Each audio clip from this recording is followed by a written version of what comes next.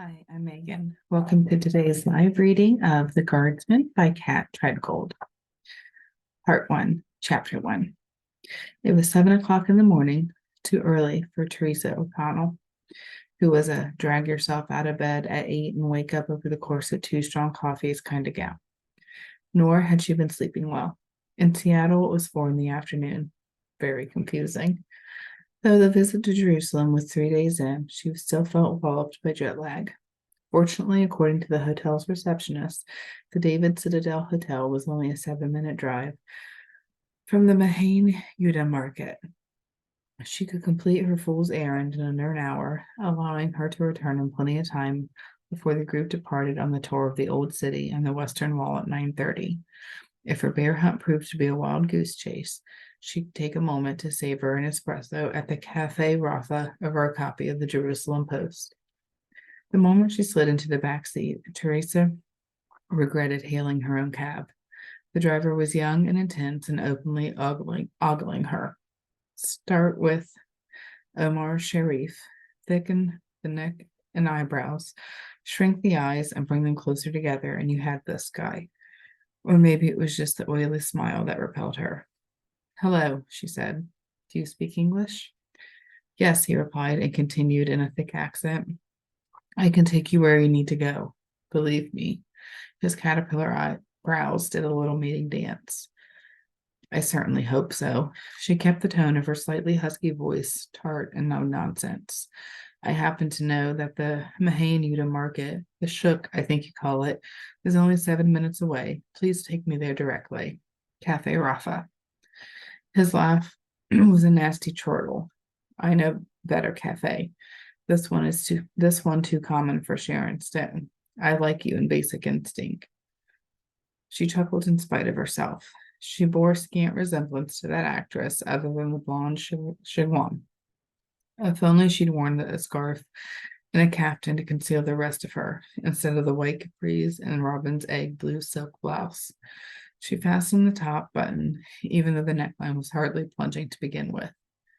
You go on secret mission? He snickered. She rolled her eyes. Listen, if you don't say another word until we arrive, I'll triple your fare. With a tight grin, he mimed zipping his lip. She couldn't get out of the car fast enough, tripping on the cobblestones in her high-heeled sandals, but not before she was out of earshot of his lechy laughter. Why couldn't he have been a nice old guy? If the object of her search didn't materialize and she didn't like the look of the cafe, she could have just hopped back in and let herself be rushed back to the safety of her luxury hotel. She was the last person you'd mistake for a femme fatale. She wasn't out to seduce anyone. She was a comfort and safety girl, not a risk taker. She scanned the cafe's terrace. Her watch read 8 o'clock. This man, Sagiv Saslow, worked as a security guard for a bank and reportedly brought an espresso here every morning. The detective recommended by the American Embassy had been poking about for months now, armed only with a high school yearbook photograph of Liam and a few grainy Polaroids. He'd welcomed the assignment, which came with a generous monthly stipend. It was agreed he'd search for a year. 2 months ago, he'd run across this man, and and the lead was the most promising so far. Teresa had always wanted to see Jerusalem, and her parish, Church of the Sacred Heart, just happened to be organizing a tour at the end of April.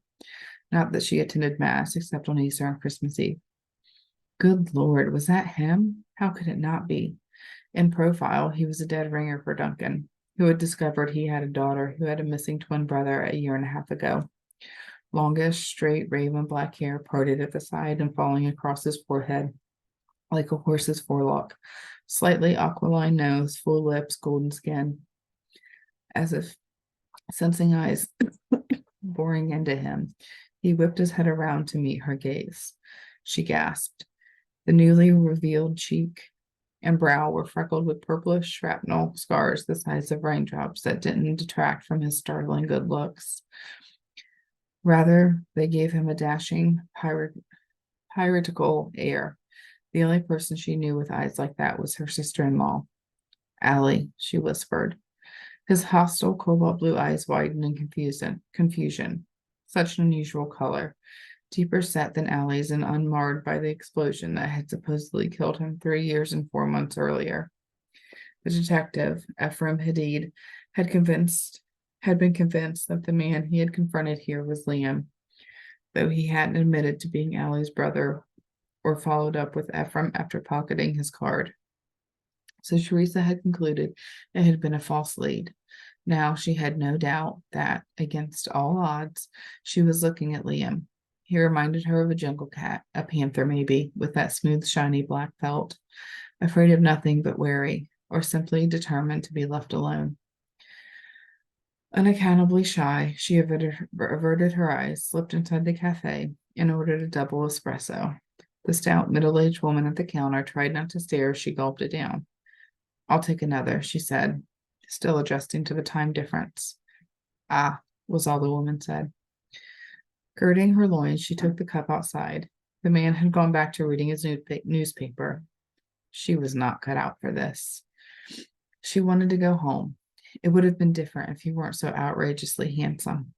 She hovered next to his table, as if waiting for him to vacate it. There was an unoccupied table next to his, so she sat down. He looked up from his paper. "If you prefer this view, you can join me," he said in American accented English. "I don't bite." "I wasn't," she sputtered. "I mean, that's not why." "Oh, hell." She took a seat across from him, spilling coffee on her blouse. He offered her a napkin. She was embarrassed beyond belief.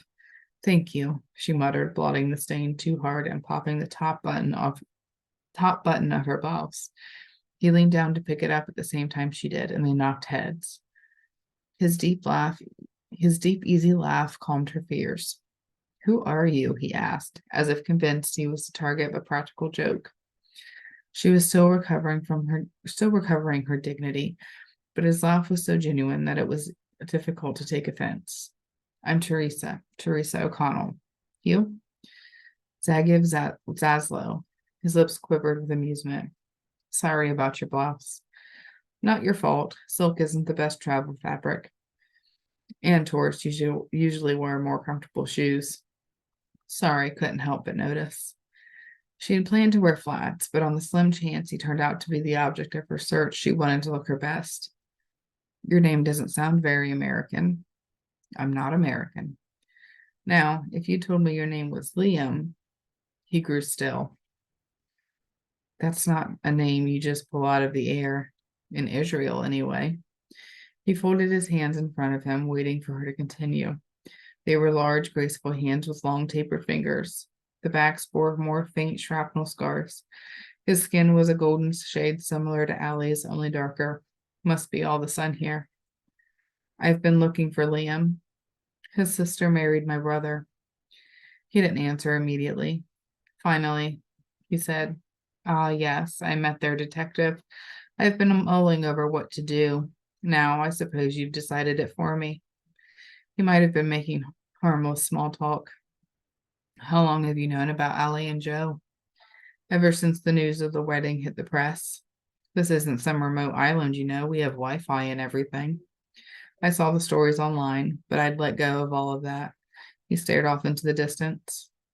"Wow, just wow. That must have been some story. They thought you didn't return because you'd forgotten who you are."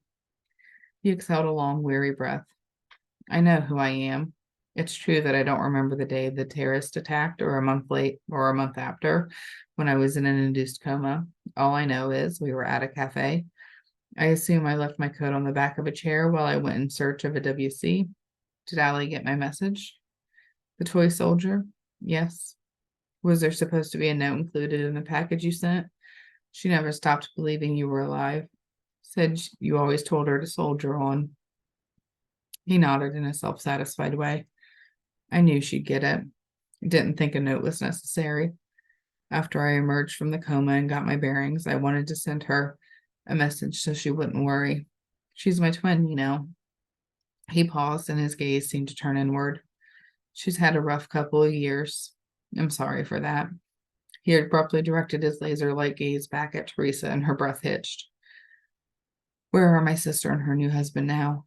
Still breathless, she replied, "In Paris, renting an apartment on the left bank." She reminded herself to keep breathing it from her diaphragm, the way she did in yoga class. His blindingly white grin didn't help. A tooth even winked at her in the sunlight like in a toothpaste ad. Observing that it was a gold canine, she wondered if his teeth had been damaged in the explosion. Paris, he marveled. Nice. He was a good guy? The best. She cleared her throat. What have you been doing all this time? After the swelling went down, why weren't you identified? His full lips quirked. So many questions. Someone did identify me, only as the wrong person. My mother, adopted mother. Her real son died in that same attack. No remains, just a scorched piece of ID and remnants of a sock with a pattern she recognized. He didn't look much like me, not really. When Maya moved me into her home after all the months in a private hospital then rehab, I saw photographs. I believe he was shorter, similar coloring and blue eyes, ordinary blue, unlike mine. Rather than bragging, he appeared to take the unusual color of his eyes for granted. Why didn't you set them straight? His grin grew more forced, as if his patience was wearing thin. I took a liking to Maya, and I was curious to see how it would all play out. Allie has missed you terribly. Come home with me. I have a life here, he said quietly. A wife, children? No. Either the caffeine was kicking in or the admission had delivered a shot of adrenaline. She waited for him to continue until the silence started to take on an impermeable texture. Finally, she blurted out. A visit, not a lifetime. We'll pay for it. Money is no object for us. Whoops, that sounded like boasting. If it was money he wanted, he would have contacted Allie and Joe ages ago. I don't need money. Oh, geez, he did sound offended. You think she'd offered to pay for his sexual services? That thought made her cheeks flame. He was taking in his surroundings as if memorizing them. It's time for me to leave in any case. I may have outstayed my welcome. Meeting her gaze again, he asked, when will they be back? In the States? Not sure. Allie is 7 months pregnant. He blinked rapidly, absorbing the surprising news. I'm going to be an uncle? He must have noticed the way her gaze wandered to the scars on his hands because he explained. They flew up to protect my eyes. He raised his forearms as if to prove he had no weapon and wiggled his fingers. I still have all my digits, see? My other extremities too. He waggled his eyebrows. Heat crawled up her neck and into her cheeks. I appreciate you coming to find me, he said, then, all levity gone from his voice. You must be close to your brother to care so much about his wife's happiness. He shook her hand and held it a beat too long before letting go. I'll need a few weeks to wrap things up here. I'll see you in Seattle, Teresa O'Connell. Let me know when you're in town, she said, handing him one of her embossed calling cards with her contact information. With a delighted grin, he placed it ostentatiously in the front pocket of his guard uniform. He stood, and so did she. He towered over her, but it wasn't just his height. He looked to be around 6'2", like Joe. With his powerful muscles, he might have been a linebacker, larger than life. She swallowed hard, and he inclined his head in a courtly bow.